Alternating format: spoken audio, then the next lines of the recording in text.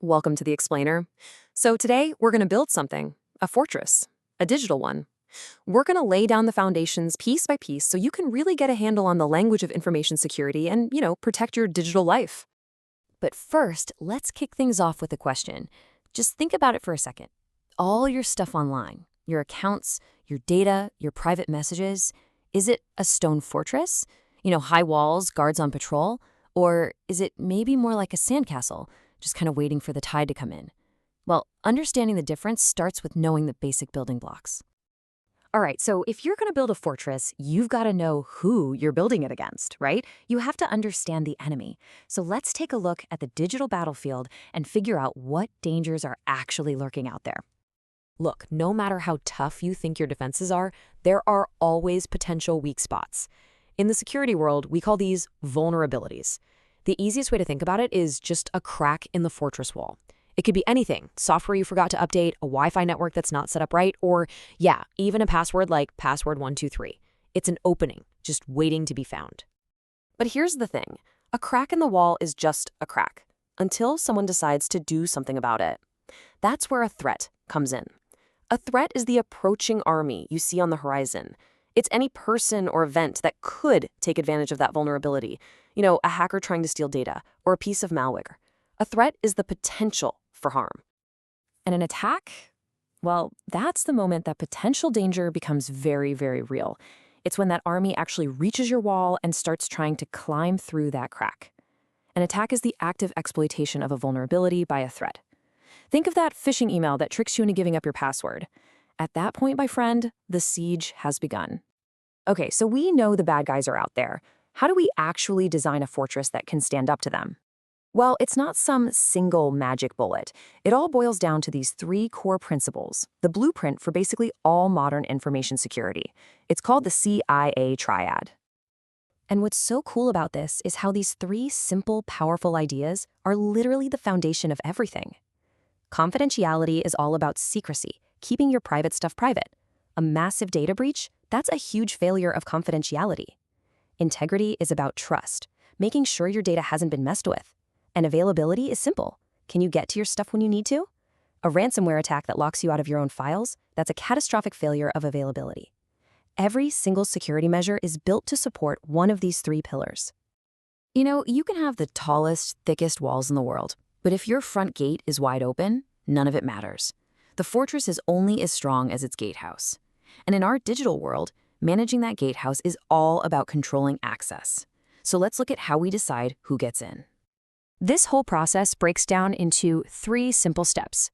First, identification. That's you walking up to the gate and saying your name, your username. Second, authentication. This is where the guards say, prove it. You have to show them your crest or, type in your password. And third, authorization. Once they know it's really you, they give you the keys, but only to the rooms you're actually allowed to be in. So how do you really prove you're you? Well, security systems rely on combining different kinds of proof, or what we call authentication factors. You've got the classic something you know, like a password. But real security layers on top of that. You add something you have, like your phone getting a text message, or something you are, like your fingerprint or your face. This idea of combining factors is the whole secret behind multi-factor authentication, and it's an absolute game changer.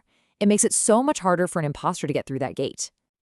All right, so the gates are locked down. Awesome. But what about the messages you're sending? The secret plans going in and out of the fortress? How do you stop spies from intercepting them?